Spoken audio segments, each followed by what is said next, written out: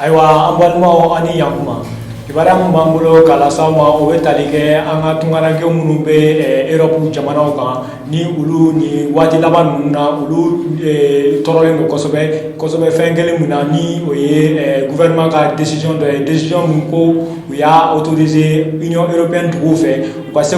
genga na malila papier te munu bulo o hokum konna na amba ira la ka foko ministre de madon kon be munu be o ko kuna ni oye anga ko fe ministre ye ulu kon be assemblée la ulu me assemblée la kunu ka nyefoli ke député ye o ko ka o hokum kele konna na amoni ambe ga arbi tungana ge munu be France kere na France ani Italie ulu kon be ga ci chamana se an maya rola ka ira ka fon ko koni ani gouvernement ko kuma fin signer ka fo mi ba ira ko be tiga na ni malio ye mali kono kulu koni be ulu torole no avec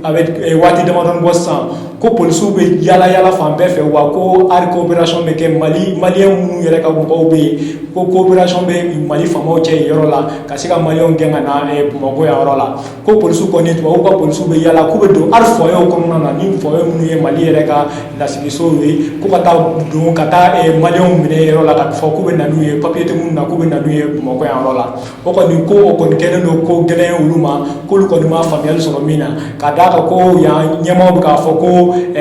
pharmacien accord macien ga ko lu ko nyama la tuba mina ko chama be ko bolo dale do o hokum kelen kon nana o mana teme ga boye amba iro la ka fo fene ko anga la so ko kono no assemblée nationale député munu ye opposition mo li motion de censure do la gouvernement contre la motion de censure de doré ko ka ira ka fo ko gouvernement mo ko keita ka gouvernement ko oni ko o maseka ko chama nyana bo aya tu ya ka na ko munu nyana bo donc ko o gouvernement e boye ko gouvernement wala kana o nola o motion de censure ko oni o blala député ka opposition be nulu ko ulu député munu opposition na ulu ka groupe VRD aleni sadi aleni ADP Maliba o groupe nunu ko kulu be fe gouvernement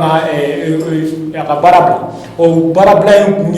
kum sabale forala o kum foro accord mi ya to ko malien munu be Union européenne jamana kan ku genga na mako ani ka bo